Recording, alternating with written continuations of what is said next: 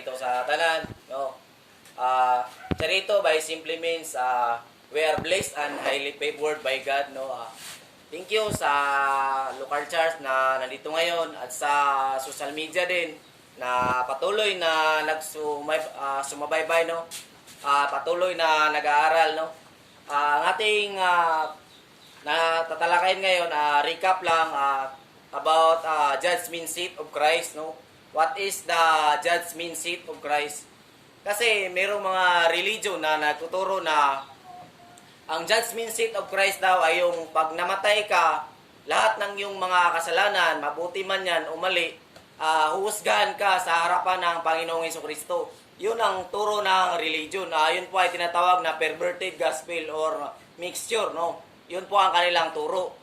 Pero ang turo ng Biblia, ang judgment seat of Christ, ay ito ay awarding ceremony, no? Awarding ceremony. Lahat ng believers, ikaw ay bibigyan ng award base sa iyong pinaglilingkod while you are in the body of Christ. So, basahin natin, no? Bago tayo magpatuloy, manalangin muna tayo. Lord, Ama, salamat Panginoon sa linggong ito. Kami po ay nag-aaral at sa pamagitan po ng iyong banal na Espiritu, buksan mo po ang aming mga puso at ang aming isip na maunawaan ang iyong salita. Lord, bigyan po sila ng espiritu ng pakikinig at kung ano man po ang mga judgmentalism, akin pong isinasaway. At Lord, akin po silang itinataas sa iyo at ikaw na po ang bahala sa kanila, Panginoon. In Jesus' name, amen and amen. 2 Corinthians chapter 5 verse 10 in NIV. For we must all appear before the judgment seat of Christ, that each one may receive what is due him for the things done while in the body, whether good or bad, no.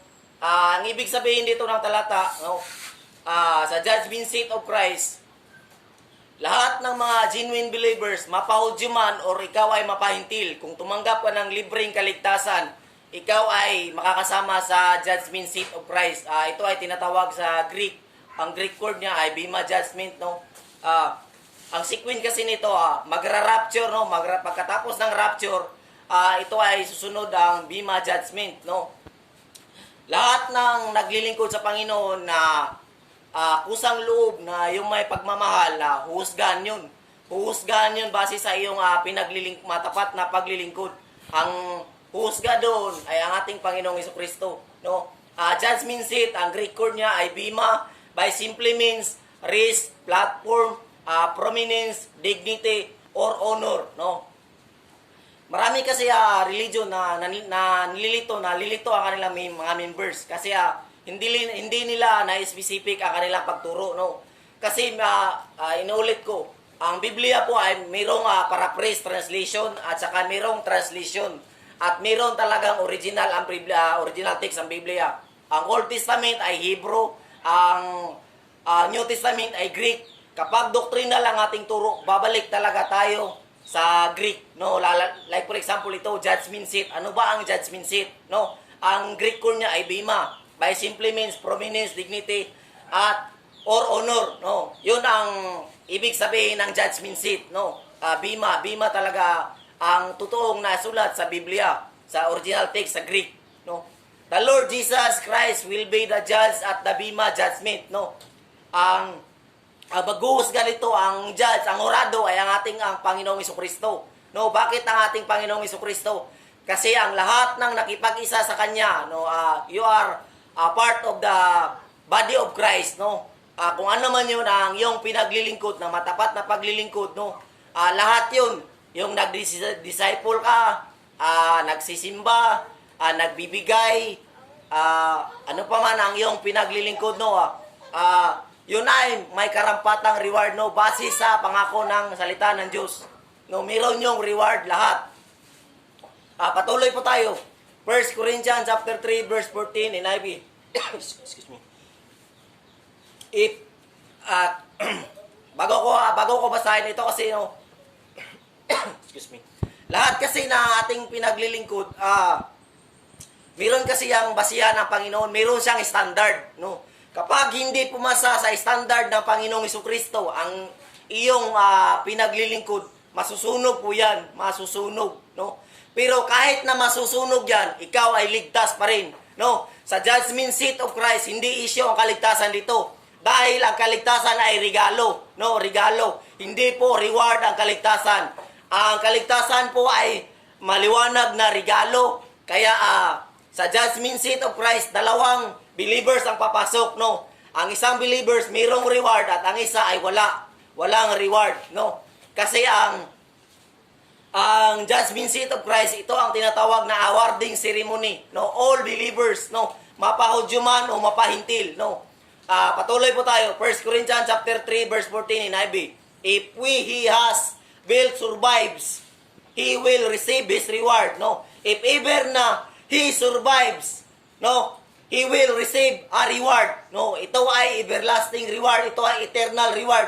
Like for example, bahay na ginto or crown na gold, no? No, hindi ko pa kasi alam hindi pa kasi ako nakapunta ng personal talaga sa langit, no? Hindi ko pa alam kung ano ang mga if ever na ano ang mga reward doon, no? Pero yun na eternal na reward, no? Na matatanggap mo while yung naglilingkod ka sa Panginoong Jesucristo. If it is burned up, he will suffer loss, no? Kung masusunog man ito, siya ay magsasuffer.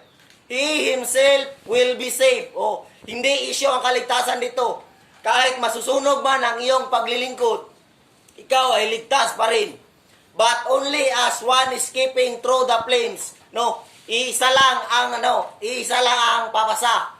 Yun ay ang gumamit ng mga worthy materials. Like for sa Greek word ay ito ay tinatawag na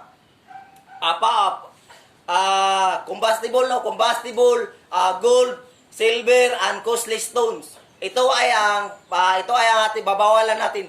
Ito ang while ikaw ay naglilingkod sa Panginoon, ikaw ay gumamit ng ikaw ay hindi napipilitan, no? Ang basihan kasi, ang standard kasi ng Panginoong Jesucristo, base sa iyong motibo. Kung ano ang motibo mo.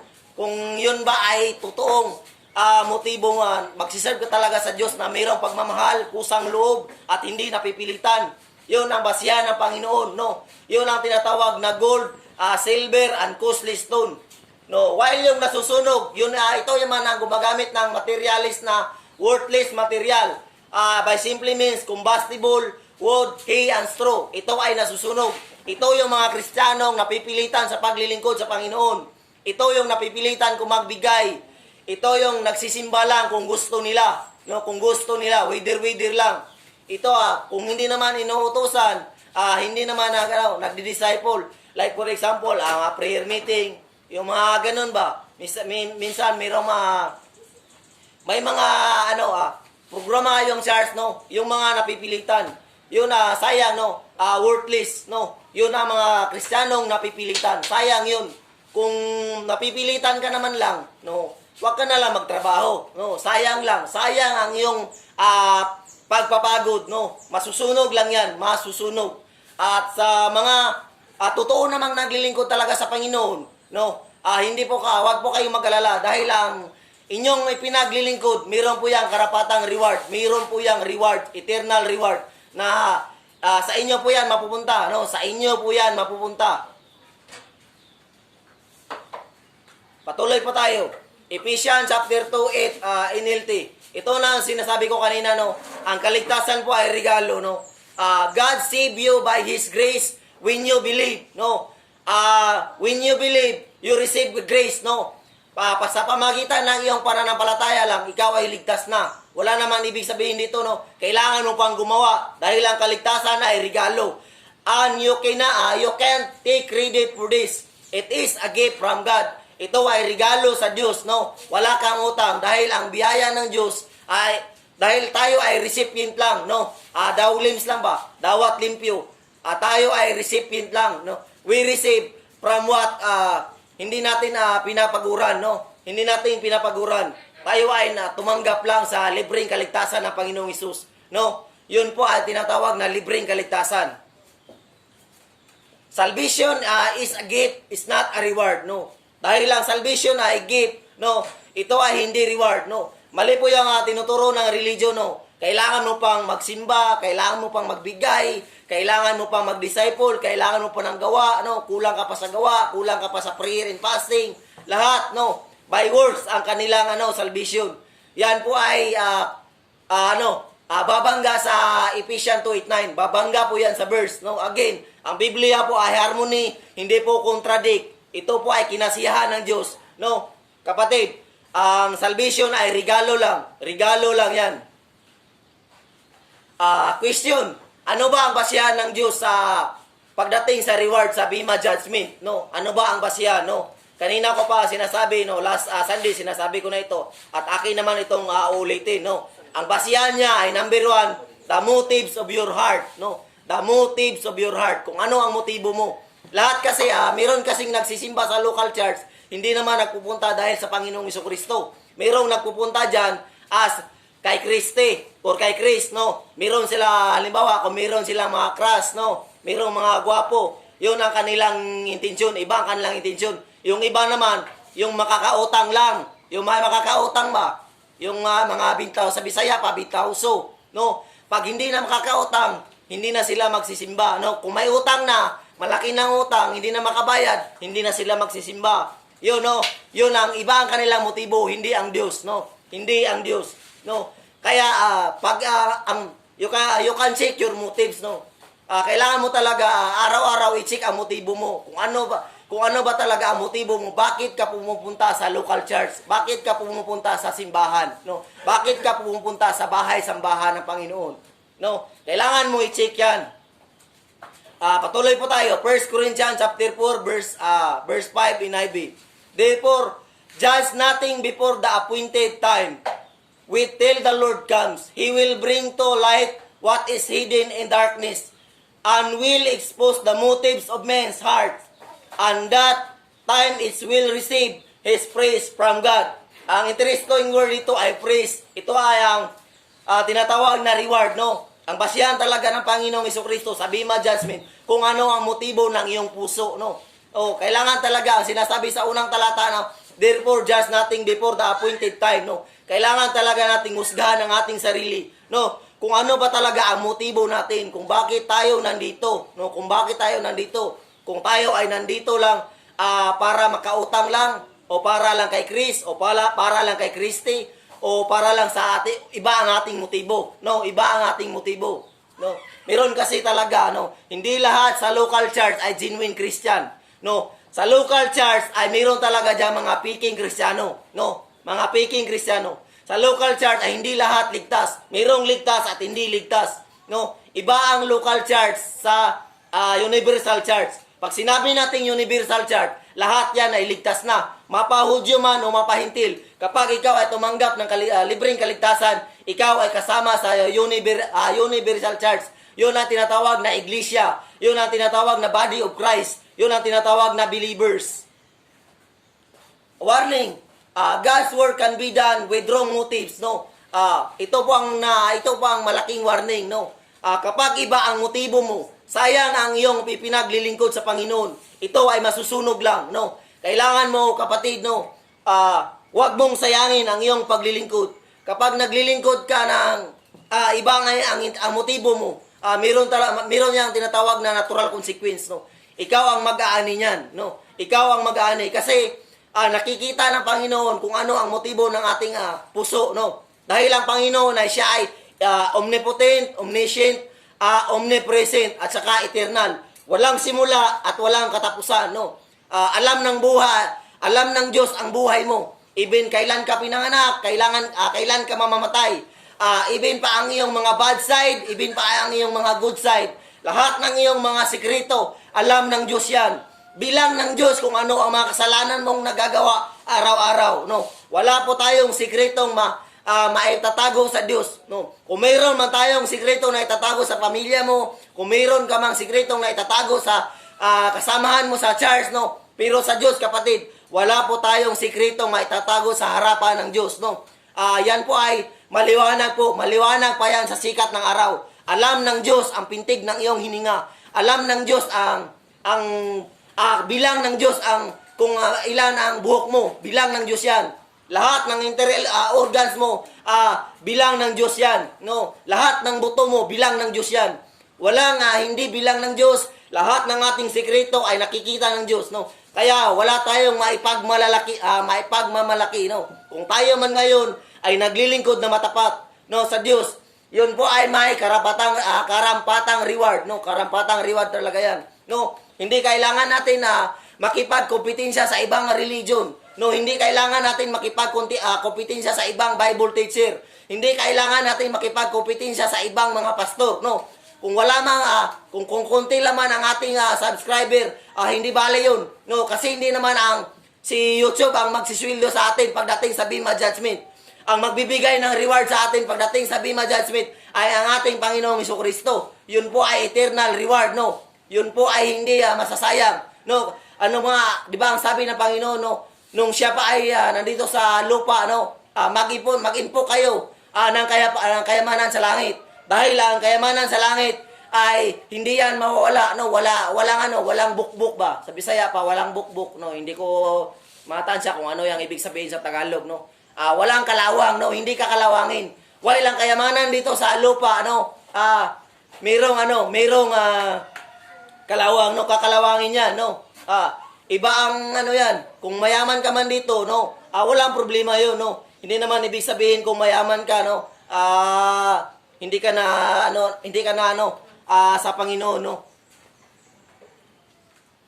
Meron kasi mga ibang Kristiyano, no, nila siloso, no, envy. Ito ay tinatawag na envy sa English, no. Sila ay nakikipagkumpetensya sa ibang mga Kristiyano, no. Like for example, kung ano ang ginagawa ng ibang mga local church, ganun din ang kanila, no. Kopya rito, kopya doon, kopya rito, no. Kaya yung mga mali, nakokopya na nila, no. Yung mga traditional teaching, nakokopya na nila, iba na, no? Sa pagtuturo ng Biblia, mayroon pong tinatawag na rightly dividing of Scripture. Mayroon pong proper hermeneutics, no? Speaking of hermeneutics, hermeneutics is a science and art which of the meaning of the text is discovered, no? Kailangan po talaga nating mag-aral ng proper hermeneutics at mag-divide po tayo ng Scripture. Kasi pag sinabi natin rightly dividing Scripture, meron po yung tinatawag na dispensational theory, no? Like for example, ito ay under the law, panahon ba ito ng law o panahon ba ito ng grace, no? Kailangan po talaga nating mag-divide ng Scripture. Dahil ang buong Biblia, meron po yung tinatawag na 7 covenant. At ang 7 covenant ay tinatawag na merong 4 na grace, 5 grace at 2 law, no? Merong panahon ng kaligtasan na by the law, mayroong panahon ng kaligtasan by the grace, no? Kailangan po talaga nating rightly dividing of Scripture, no? Maliwanag po yan sa sinabi ni 2 Timothy chapter 2 verse 15, no? Study to show thyself approved unto God, no? In a workman rightly dividing of truth, no? Kailangan po talaga nating divide ng Scripture para sa ating pagtuturo. Yun po ay ang sangay ng karunungan para hindi po malito ang ating mga audience, no? Mga audience natin. At tayo po ay patuloy po tayo. Philippians chapter 1 verse 16 to 17 in NIV. The latter do as so in love, no, knowing that I am put here for the defense of the gospel. The former preach Christ out of selfish ambition, not sincerely supposing that they can stir up trouble for me while I am in chain, no. Kailangan talaga natin sa paglilingkod ay gamitan talaga natin ng pagmamahal, no? Hindi lang napipilitan lang, no? Kailangan talaga natin ng love, no? Kasi kung walang love yan, hindi ka na maglilingkod ng napipilitan ka lang maglilingkod kasi wala kang tinatawag na pagmamahal. Kapag mayroon kang pagmamahal, no? Inspired ka maglingkod sa Panginoon, no? Inspired ka na matutunan ang iyong mga members, no? Inspired ka sa pagtuturo ng salita ng Diyos. No, kailangan talaga natin na mayroon talagang pagmamahal. Patuloy po tayo. 1 Corinthians chapter 11 verse 31 in NIV.